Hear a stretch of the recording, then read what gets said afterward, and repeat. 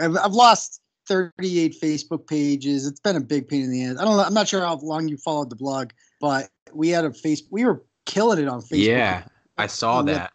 112,000 followers, and then it went down. We had another page built up to 30,000 down, and then we would just keep making new pages over and over again. We've lost 38 pages in the last year and a half. Damn. And it's very clear that Facebook is not, and there's no one you can call. There's no customer service. Yeah. So it's clear that, moving forward, Facebook can't be part of the business plan. So you went to YouTube, and I do like YouTube. It's just not a social network. So it's not like people go on YouTube and like go to their feed and see what's going on. Like you go to YouTube for specific videos, Yeah, and there's no like bite-sized stuff that you could throw out there to hook some people and get some new fans too, and get 100,000 followers on your page and whatnot. So yeah, so what was the reason why they took you down? Did they give you a reason? Which for Facebook? Yeah. So what happened was on November 27th, 2017, I wrote a blog about this individual named Didi Delgado, who was a Black Lives Matter, Cambridge woman, and she's basically a scam artist. She has this cult of white women who follow her, and they're like, ultra woke and liberal and shit. Basically, she makes them pay her every Friday on Reparations Friday, she calls it. So she makes white women just give her money. And so she started a GoFundMe as part of reparations. I'm not kidding. Like, she literally forces white women to pay reparations. And they do it because they're fucking brainwashed. It's like a cult. Yeah. And so she just GoFundMe for a new car, like a $12,000 GoFundMe. And I'm like, you got to be fucking kidding me. I go on this woman's Facebook page, and she's going to Bermuda, Aruba. There's pictures of her in the Caribbean, all this shit. She's like literally stealing money from stupid fucking white people who don't know any better. And she's just spending it all on and so obviously that's the kind of shit we blog about. So I blog about it, and next thing you know, she is like, her fucking mob comes after us, and they just start reporting you, right? And you can just mass report any. I've had issues with Facebook in the past before this, in which we had this one guy that would just report us 3 hours a day, he said, and he'd get our page suspended for 30 days at a time. It was a pain in the ass. And then I got a lawyer involved, and everything was good until Didi came along. And her freaking mob started sending us, just reporting us for pornography, hate speech, you name it. Quite frankly, it doesn't matter what it is you report someone for. All that matters is the volume. And so ultimately, like, I could show you some shit. Like, we've been taken down for saying, we've had a page removed because I said, peace, love, and happiness to all. Another time I said, I had a profile picture that said Happy New Year's, and they said that was promoting sexual violence. Obviously, that's the case, but these mobs of hundreds or thousands of people just sit there and hit the report button 5 million times, and an algorithm must be like, well, something's wrong here, and they just shut the page down. So you could do that to in theory, you could do that to any page you don't like, and it costs me so much time and money because that was the primary way I would drive people to the website, and it's how our reputation grows. Like, we would have probably today at least 250,000 Facebook followers if we were going at the pace we were at, and we just don't. I'm blacklisted from Twitter. I can't even create a Twitter account. And so YouTube is my last kind of whatever. Yeah, it kind of sucks because YouTube is somewhat in the same family. And I used to live in Austin. I used to work kind of I still work in the tech industry, and it's strange because it's so corporate, and it's corporate America, but it's so left leaning, and it's they definitely push certain ideas, especially on Facebook and Twitter. That's for sure. Yeah. I mean, the good part about YouTube is that they're not in the business of like removing you. They're in the business of demonetizing you. That's what they've done router. And so I'm not going into YouTube trying to make money. I'm just going there trying to be heard and spread my brand. So like there's no expectations that like I'm in it for, to monetize the crap out of this. I'm just in it because it's a safe place to not be removed. And so far, and they don't have really a history of doing that like the others do. Yeah, it's interesting, dude. And I was watching a bunch of your shit before we hopped on, and I know you started that blog. It was after you were a teacher, right? Or was it when you were a teacher, and that's why things went sour, and that's why you had to start a new blog?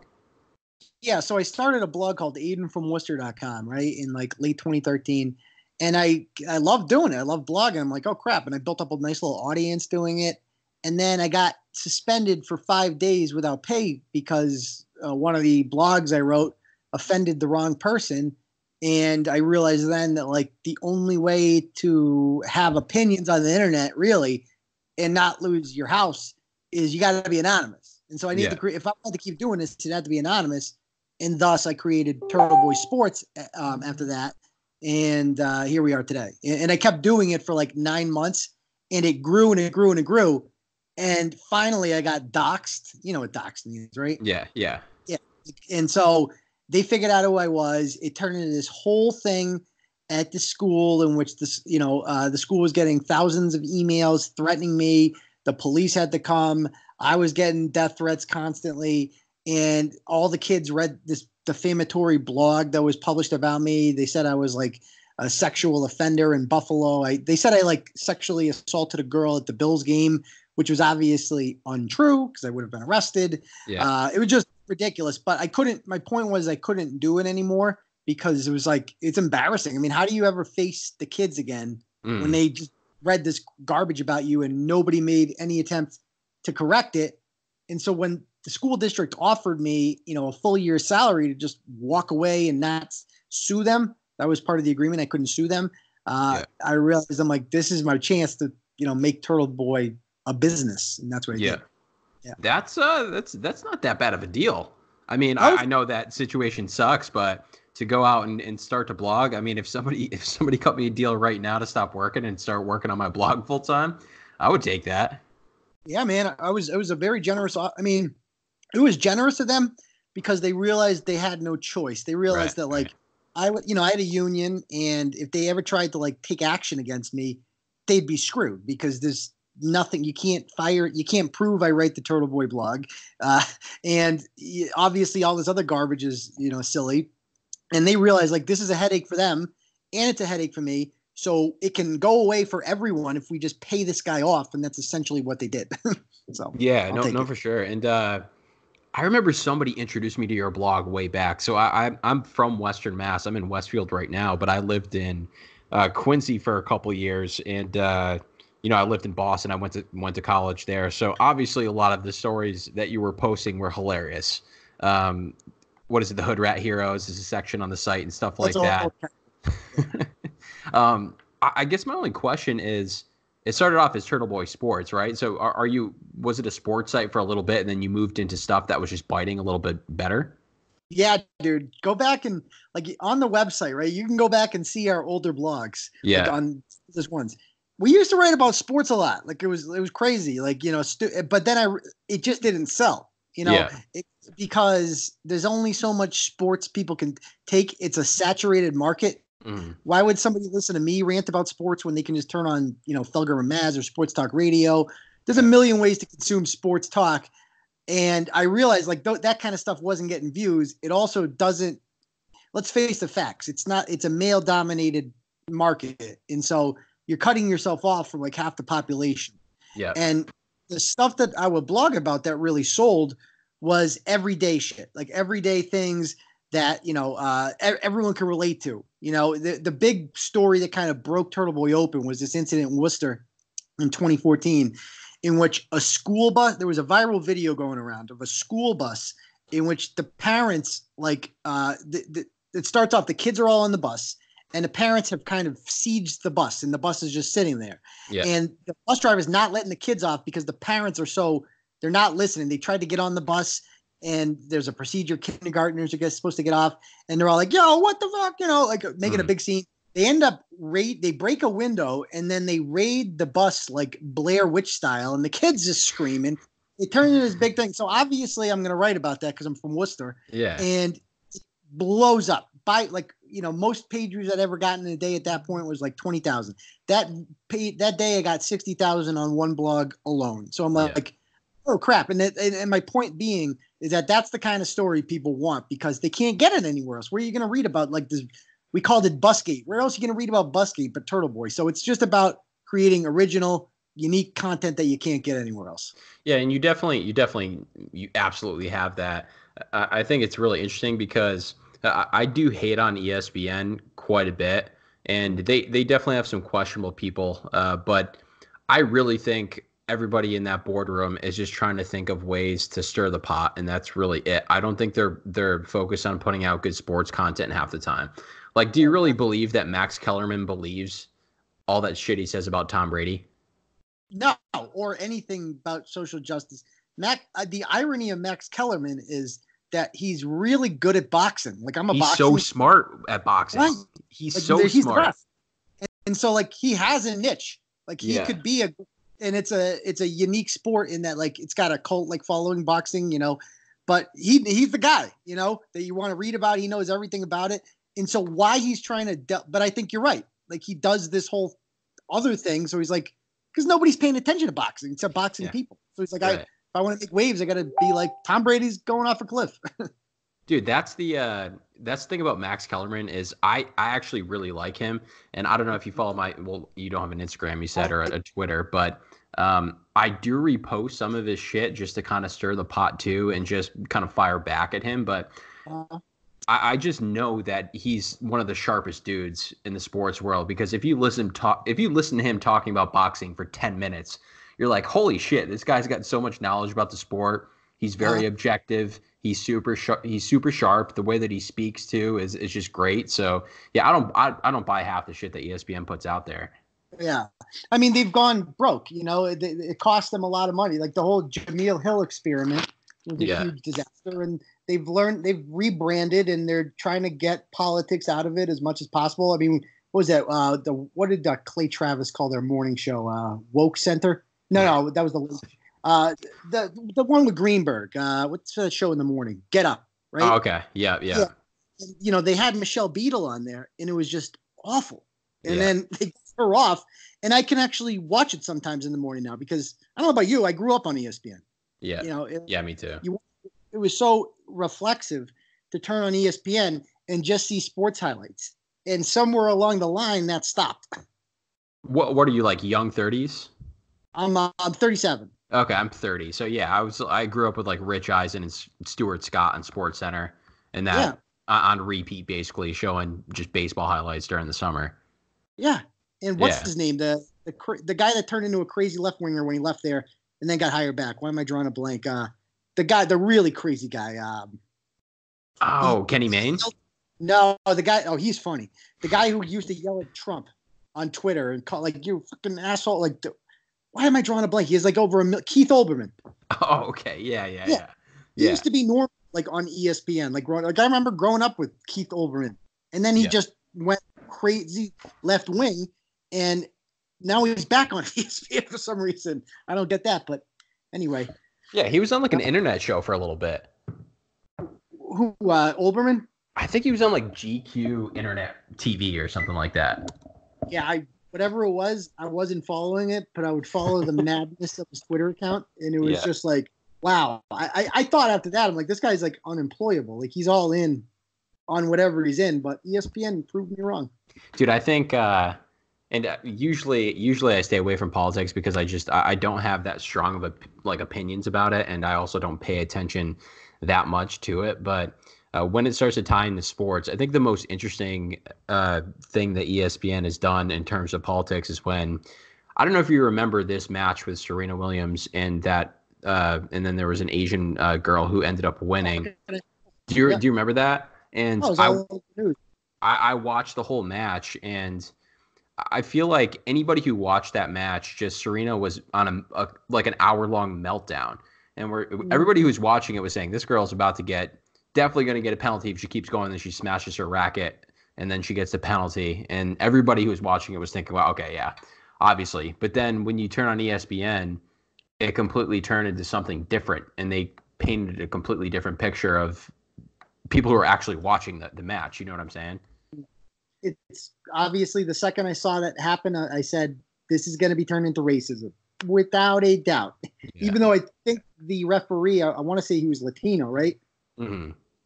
And he also had like a reputation of being a hard ass in general. Right. For everybody. This was men too. His character, right? Yeah. He's the no nonsense guy. Like, you don't have to like him, but this is he might be a douche, but this is just what he does. So to suggest that he's like, I mean, of course they have to turn it into that, you know? Yeah. And, But dude, like the thing that I cared about most though is that you had this girl on the other side of the court who was just like the best champion possible, was super classy, played like a boss, absolutely dominated the best tennis player in the game. yeah, And then she was crying at the end, and nobody was talking about like, hey, this girl just dominated this match and she's unbelievable and she handled herself well. Nobody even talked about her, you know? I don't even know her name. Yeah, That tells, I don't that either. tells it all right there, right? I don't. She's like 20, right? She's a young girl. I don't know Yeah. her name. she's a side. She won the match. Yeah, it was And crazy. Serena took. I mean, that's what's douchey about Serena is, she has to know that. She has to know that if I make a spectacle out of this and I make it all about me, then I take away from her. You know. Yeah, and she did. And Serena's part of this wave of like LeBron woke sports people who feel like they need to use their platforms to push their politics on everyone. And it's only one type of politics that you can push on people. Like if Megan Rapinoe, imagine just for a moment, if she was like a diehard MAGA person. Yeah. Like, how would that go? Like, would she be embraced like she is now? Of course not. Yeah. It's silly. So you have two options. You can be like a Kawhi Leonard and just not talk about politics at all, not go on social media at all, etc. Or you can be a LeBron or a Megan Rapinoe, right? And so, but you can't be a right winger. That then you turn into Richie Incognito or something like that. Yeah, and I'm kind of a believer in that. I don't really like mixing sports with politics. I know everybody has different opinions. If somebody's got a platform to I guess if they think right some wrongs, yeah, I get that, but I just don't enjoy hearing really any political opinions in sports. And I don't mind the left or the right. I'm pretty in the middle, but I don't know. I just don't think sports should be a place where politics are.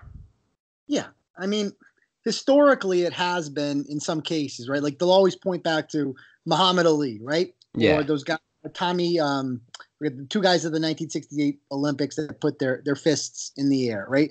But Muhammad Ali was an independent contractor. Like he wasn't working for anyone essentially. Yeah. Like he was on his own. He was negotiating his own fights, etc. So it's not like it's very different from the Kaepernick situation, in which Kaepernick was a paid employee of an existent organization and was taking actions that were hurting the business's bottom line.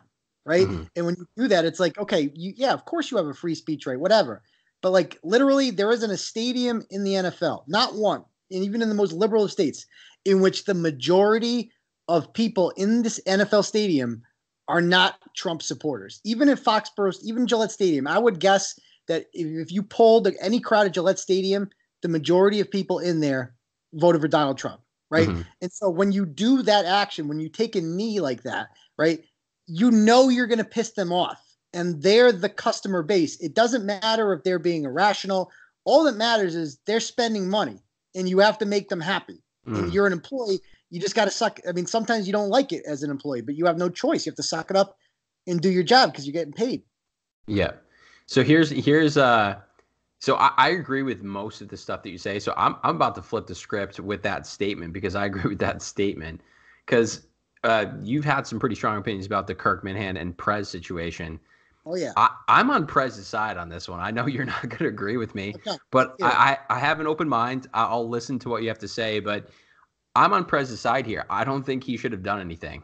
I mean, give me a recap of because I'm not completely up to date on this, and I didn't know all of the details. I'm not balls deep with Kirk Minihane like some other people are. I listened to 2 of his podcasts maybe, but could you break down the situation for me and I guess how you think Prez should have handled that?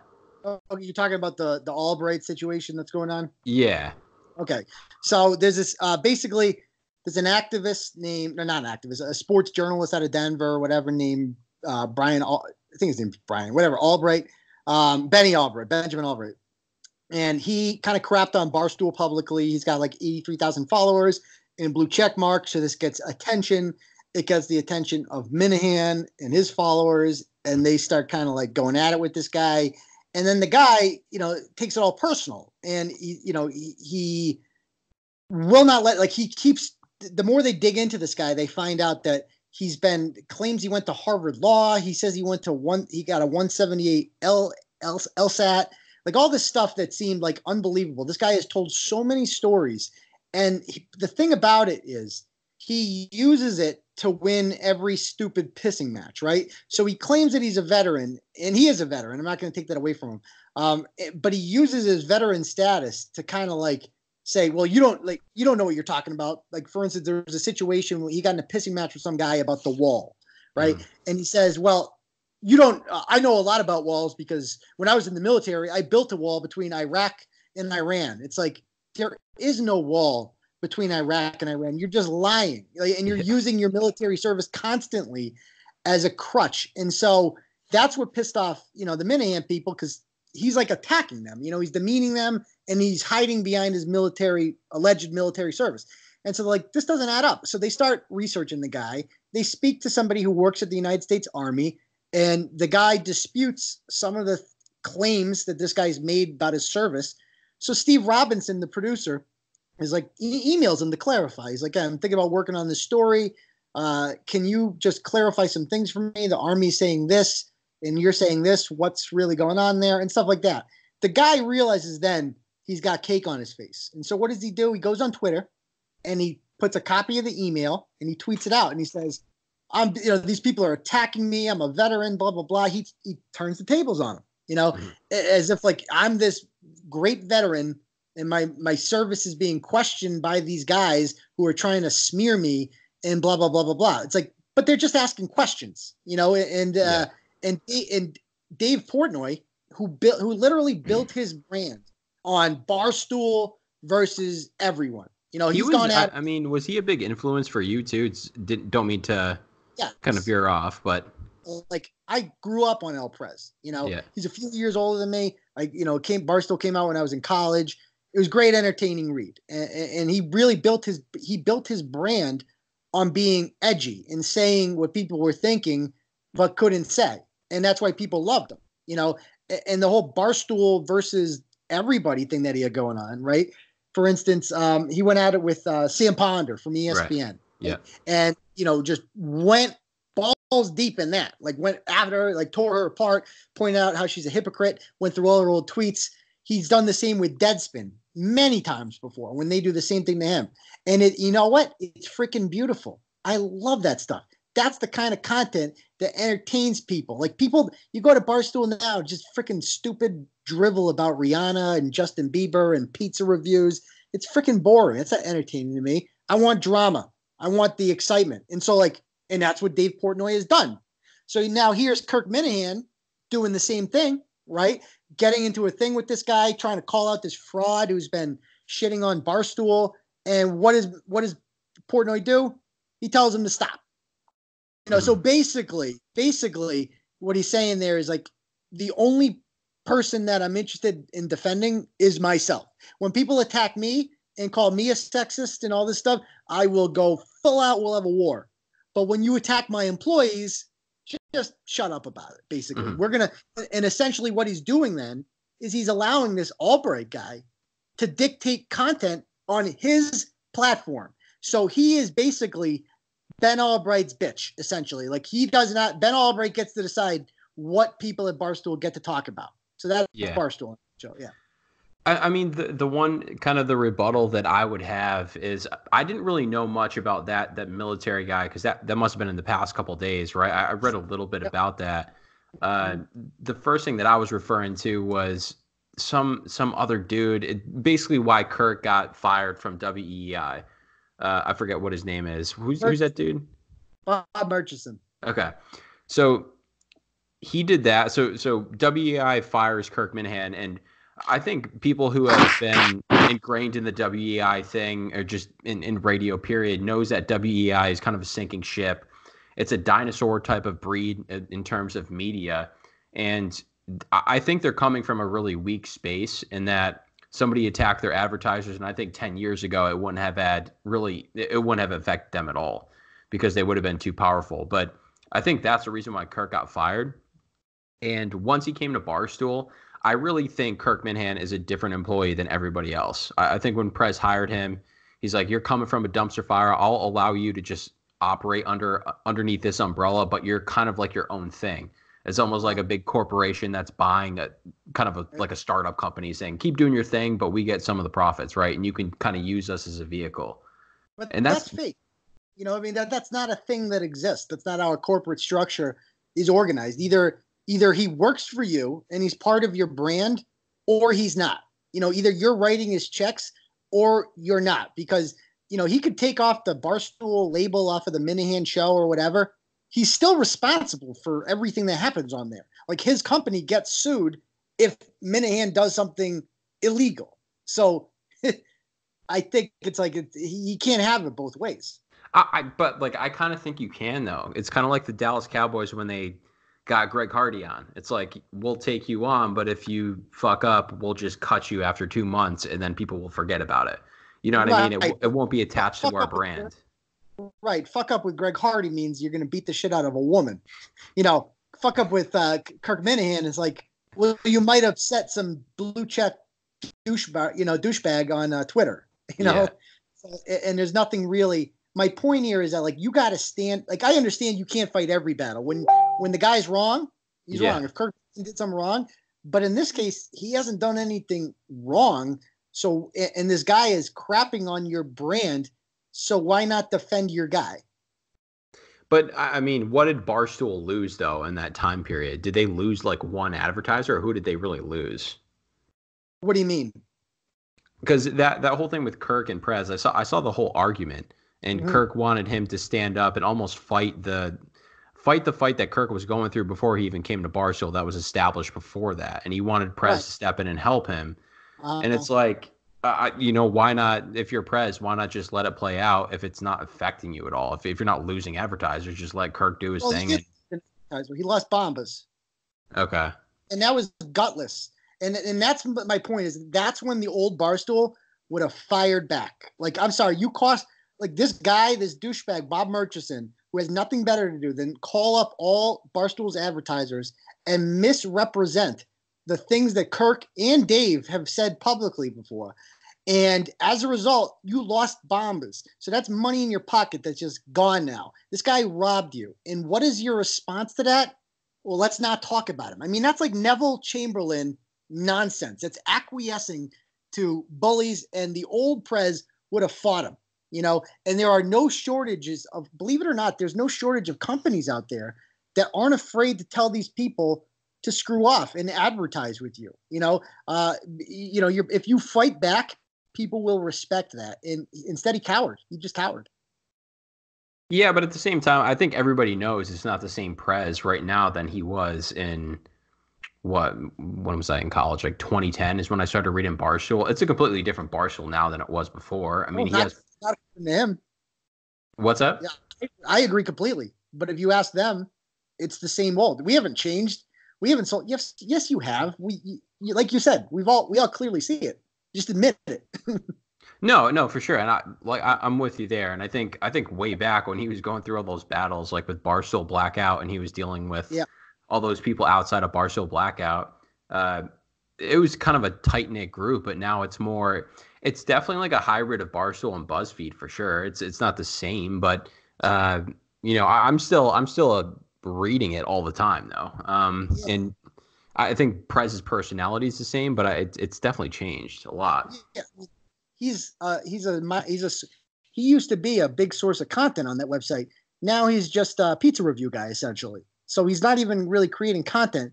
I go to Barstool Sports right now. I'm going to go to Barstool Sports right now, and I'm going to see what's on there, and I'm going to tell you whether or not I have any interest in this crap. Okay, so here's one.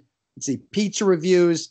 Lucas Giolito equals ace. It's about the fucking White Sox. Could care less. You know, viral Instagram hoax tricks, celebs, musicians, and probably your Aunt Donna. Don't give a shit. You know, it's like all this stuff. It's like, not one of these articles, I'm going through it, do I have any interest whatsoever to click on any of this? Yeah, no, it's definitely the same. So here's kind of my middle ground with you is I think if Kirk Minahan, if he cooled off if he kind of let the feud go and moved on for 6 months and this happened again, I think Prez would have had his back. Mm-hmm. I mean, that you're letting the enemy win. You know, that's not what Kirk does. Like the Kirk brand is all about fighting back.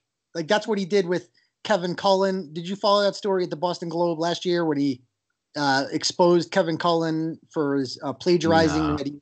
No. Kevin Cullen's a major writer for the Boston Globe. Kirk went through all his columns, and it was a thing of beauty. And he found out that the guy was lying about being at the Boston Marathon bombing, and had written in the Globe about like seeing Janie Richard, being carried off and seeing her leg blown off and like all this stuff. He wasn't there. And Kirk exposed that all. And had he not done that, had he backed off, as you're kind of suggesting there, then we wouldn't know about that. Yeah, sure. And ultimately, stuff like that cost him his job because the Globe came after WEI, et cetera. And Shirley Leung, the editor, got involved and started calling Barstool advertisers. And you could argue that if Kirk didn't go after Cullen, none of that would have happened. But then you're selling out. And it's just, why should you sell out? Why should you acquiesce to these douchebags? I mean, these people are evil. They don't get to win. Their goal is to get you to stop talking. And if you do that, then they win. And screw them, That's what the world needs more Kirk Minihans, quite frankly. No, I'm like, I agree with the principles that you have. I think maybe it's kind of the business principles in me, and that, you taking a dog for a week, and if it fucks up, you just let him go outside again. It's kind of like that, where, the reasons are valid. Everything that you're saying makes a ton of sense. Is those people are just trying to silence, like I said, free speech and just opinions, and they paint different pictures and try to just increase their own power. So I agree with that, but I'm just saying just the time frame. I mean, I would act like Prez too, but I don't know. I think I agree. I totally get what you're saying about the business aspect of it. And that's ultimately the most important thing that there is money, right? However, I think people underestimate that you can be Kirk and make money too. Like Howard Stern is filthy rich. Why? Because he crossed the boundaries that you weren't supposed to cross. Like the most popular guy on television right now in politics is the most controversial, and that's Tucker Carlson. His ratings kill it because he says the things you're not supposed to say, and he just keeps saying them. And no matter how mad people get or outraged people get, they keep him on because this guy's cash money. He's bringing in ratings. And that's what Kirk brought into WEI is ratings. And if you're a salesperson at WEI, it's easy to sell high ratings to companies. It's not easy to sell the low ratings. And so ultimately, I think it's a bad decision. These people are all worried that like, no, this might be bad. Oh no, an outrage mob might, have a hashtag about us on Twitter. It's like, who gives a shit? They don't matter. All that matters is that like this guy has a loyal following, and they will follow him to the end of the earth. They will buy whatever you tell them to buy, etc. And so, I think people often overestimate the power of an online mob, essentially. And that point is really interesting too, because I think ratings will kind of trump all, but I think with WEI, everything's going down the hill. I think the most interesting thing that they've done is they brought on Fitzy, right? You know Fitzy, who's been on WEI? Can't stand him. So he's like, so I really think they're going to start to move into this like internet personality, people that are well known on social media to pull in more eyeballs, who can almost be on the radio and then do the social media thing also, because Kirk Minihane is pretty bad. Does he even have social media? He's got Twitter. That's about it. Yeah, he's got like almost 100,000 on Twitter. No Facebook. He's too old for Facebook. I really think WEI is going to move into this thing where they're going to pull in personalities who do the whole video thing on Instagram and Facebook, and then radio is almost going to be like their secondary platform. Mm-hmm. I see what you're saying. Yeah, I mean, have you seen the ratings since Fitzy and Greg Hill came on? No.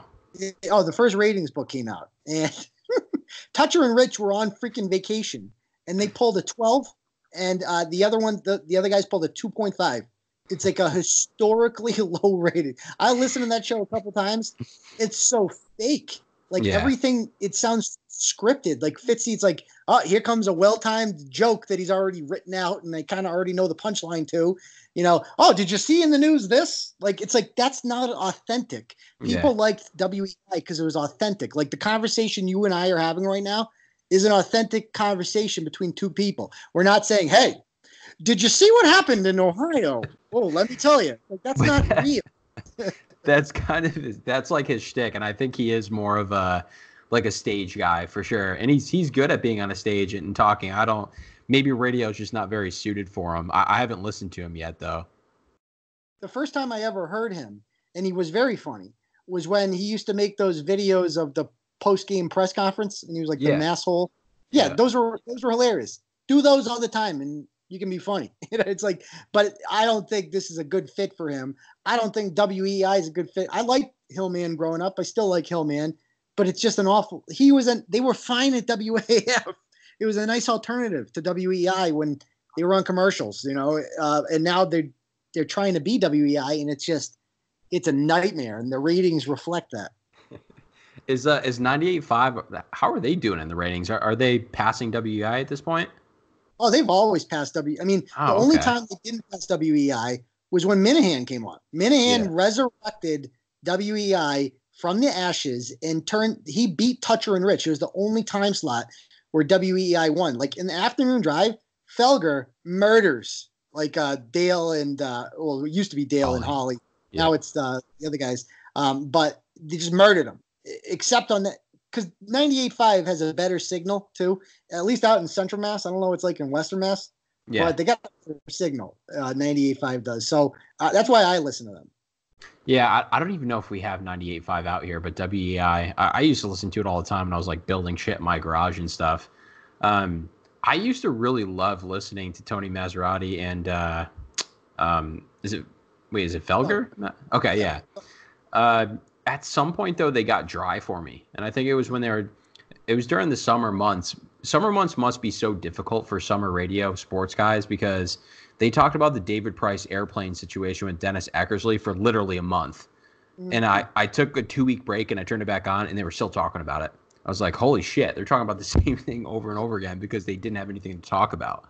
Right. Talk about inauthentic. Tony Maz is the perfect example of that, and Felger to a degree. They're just so predictably negative about everything. I understand you don't want to be smiles and sunshine and say rah-rah team, but no matter what, they're going to take like the Super Bowl victory and be like, well, yeah, they won 13-3, but only 13 points. Like maybe they got to improve on. Like you guys are in trouble. It's like, dude, nobody's even buying your negativity. It's not even real negativity. You're just being negative, and it's not real. And I'm sorry, when you only talk about sports on your show, which they do, there's only so much you can talk about in 4 hours. So that's why you hear them just drag the same topics out over and over again. And that's what made the Minahan and Callahan and Kirk show or whatever so successful is that, they did some sports here and there, but people get bored with that. People want to hear about like the Globe, like go after the Globe. Everybody hates the Globe. Go after them. That's what people like. Mm-hmm. Yeah, and I definitely picked up on Tony and Felger being obviously purposely negative for certain things because you have to be polarizing if you're going to fill up 5 hours and you only have baseball to talk about and the Sox are out, 10 games and there's nothing to talk about. But yeah, so hopping into quickly, the Patriots, how you feeling about the Patriots season coming up? This is one of I can honestly say this is looking like one of the best Patriots teams of all time. I'm fucking pumped for the season. I know, like the receiving crew, dude, is so good. I mean, you forget they got Demaryius Thomas, who I understand is a little old, but he ain't that old. Yeah. Julian Edelman seems to be ageless. They get Josh Gordon's back. How shocked were you to hear him coming back? Not at all. I mean, he's like his career is can you believe he's only like 28? Like, I feel like he's been around forever. Like, this roller coaster that is Josh Gordon's career has been like I didn't even know he was 28. He's like 32. I remember I was at the game in 2013 against the Browns. They almost beat us. They were up by like 2 touchdowns with like a minute to go. I remember that, yeah. Gordon burned Aqib Talib. Burned him. He had like an 80-yard touchdown. And that was like 2013. So, you know, I think he was like 21 then. He is just, I mean, he's going to be awesome. So the receiving core is great. And the defense, man, for the first time in a long time, you're like looking at the defense and you're like, wow, this is a playmaking defense. Like the corners are the best quarterback, like J.C. Jackson and Gilmore. It's like, might be the best outside of Jacksonville's, maybe the best, you know, cornerback duo in the NFL. You know, the safeties are deep. The linebackers are pretty good. We got, what's his name back? Juwan Bentley's back. He looked really good last year. We'll see how Collins, who's going to fuck some shit up too. Right, exactly. So like they're going to get to the quarterback. Brady's still Brady as far as we know. Obviously, no Gronk makes things a little bit more complicated. But, you know, I mean, Gronk was really a blocker last year. You know, that's what he came out big in the Super Bowl. But, and by the way, he was one of the best blockers. Like, you actually watch highlights of, you know, the job he did. Like, I almost wish he would just, okay, you're worried about injury, Gronk, just put on 25 more pounds and play left tackle for us. Yeah. You might be the best in the league. I really, we talk about this all the time, me and my buddies. I really hope Gronk is thinking about just coming back in week 10 and playing just like a month and a half of football. You know what I mean? Just play a month and a half, collect a paycheck, and do that for the next 3 years. Even 1 year would be amazing. Nobody would care if you came back on like week 14. Would Belichick care? I think he would absolutely welcome him back because he's such a specimen. Yeah. And you know he's going to work out too. He's upset. That's all he does. He doesn't read books, you know? Yeah. No, he might. I think he was reading Dostoevsky this summer. Nice. No, yeah, you're right. It's like we'll see about that. I've just never been. So I'm like you. Like last year, I was going into training camp, and I'm like, might be a down year. They didn't add anyone, and it just seemed like, you know, Brady's a year older.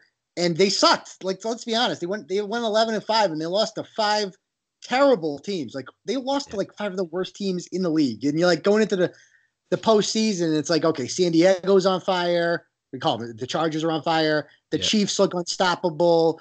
It's gonna be hard to get to the Super Bowl, just to get there. Never mind win it. Whoever comes out of the NFC is gonna be good too. The Saints are great. The Rams are great. All this stuff, and then they just freaking. That was the most impressive Super Bowl run they ever had last year. Yeah, like, I agree. They beat, like they've never beaten. Like usually there's a, you know, they get to beat up on Houston once, something like that. There's always some crap back team they get to play first. This year was like San Diego was like 12-4 last year. I want to say, and so they got the Chargers, and then they got at Kansas City, which is like probably the hardest place to play in the league. And then you get the freaking Rams, who looked fantastic. They went 13-3 last year, something like that. And so I honestly had no confidence going into last year. This year, I am fully confident. Yeah, I think the hard thing is going to be the Chiefs because they're a year older and a little bit more mature. But you also got to think about he's not going to be there. But the Chiefs were also lining up on sides away from going to the Super Bowl too. That's true. But also, I mean, the Patriots didn't make mistakes, so that's their fault. The biggest threat, I mean, they're scary too, but they lose D Brown. They lost some people on defense, Kansas City. Yeah, so they lost a couple guys. The team you should be worried about is the Cleveland Browns, and it feels weird saying that, but Baker Mayfield's got moxie, man. He's a freaking winner. He's got it in him in ways that other people don't, and obviously the crew he has surrounding him now is the best the Browns have ever had. So the question is, can the coach hold it together? Yeah, I got a motel booked by Gillette Stadium. The place is a dump, but it's 2 miles away for the Browns game, so we're gonna stay there and walk down to the stadium. So I'm pretty pumped to see the Browns play. I think they're either going to be completely measure up and they're going to be unbelievable, or they're just going to turn into a train wreck because of Odell Beckham Jr. They could, but they went 7-8-1 last year. You know, and the Steelers got not significantly worse, but worse. They've lost their 2 star players, obviously, and they get to play them twice. The Ravens are a big question mark, you know, with Lamar Jackson. They get to play them twice. The Bengals might be the worst team in the league this year. They get to play them twice. Yeah. And you know, the Browns get to play the AFC East. Besides the Patriots, that's a freaking gift. Yeah, no, that's true. Yeah, I think Baltimore's going to suck with Lamar Jackson. I think he's going to be figured out. He was mediocre last year. Never mind this year. Yeah, yeah. The whole running quarterback thing. It's like, if that's your plan, then you don't have a plan. That's not how the NFL works. It's never worked out. It's literally Russell Wilson. That's about it. But well, he's a thrower though. I mean, primarily he could scramble, but Russell Wilson's not going to make the highlight run that Lamar Jackson's going to. Like Randall Cunningham, talking about growing up, like that was the guy. That was the guy watching. Like, oh man, this guy's so cool. He does fun stuff. Well, guess what? Guys like that don't last that long in this league. It's just not the way. Dangerous. You know? Yeah, too many injuries.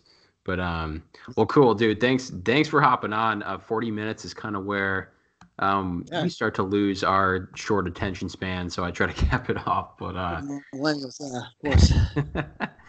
But yeah, dude, appreciate you jumping on. Sorry for all the back and forth, but let's definitely keep in touch. And during the season, let's try to do another one of these.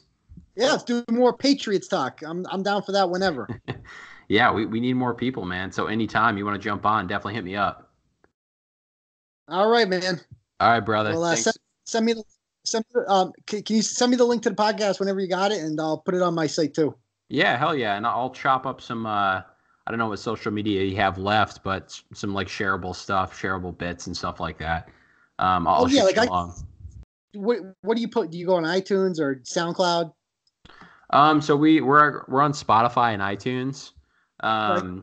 But then I'll usually kind of chop up like small pieces on Instagram, little 45-second bites of probably the most controversial shit that we've said in the 45 minutes that gets the most eyeballs, and then post that. I'd like to share the whole thing too, if you wouldn't mind, because people would like to listen to this, you know? Yeah, hell yeah. No, I'll give you the link, and you can embed it into a blog or something like that. Exactly. Cool. Word. All right, man. Great to meet you, dude. Yeah, you too. We'll talk soon, all right? Talk to you later, man. Bye. All right, bye.